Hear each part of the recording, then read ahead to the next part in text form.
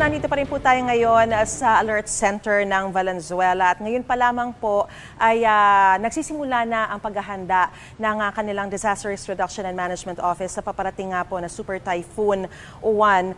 Very briefly, i-discuss po natin yung mga gamit kasi nakita po natin ang high-tech na mga gamit yung bukod po sa mga usual na nakikita natin, yung mga fiber boat na ganito. Meron din po silang rubber boat doon sa taas ng kanilang mga sasakyan, no? Yung mga pang search and rescue ninyo.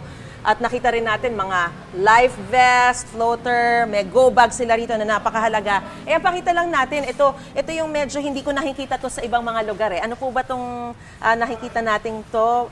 Para saan yan ginagamit? May nakita rin akong drone. Quickly, sir, can you just brief us? Ano po ba to? Yung drone natin, no? Ito ay waterproof at kung sakali siya ay bumagsak sa tubig, kaya niyang i-rescue yung sarili niya. Makakapag-tilt siya ulit. And also, pwede siyang magbuhat ng life buoy para dalhin sa nalulunod. So, yan yung kanyang capacity. And ito naman po, yung remote control life buoy natin, pwedeng magsakay ng isang rescuer dyan at puntahan yung nalulunod or pwedeng siya mismo i-control na lang para puntahan yung nalulunod.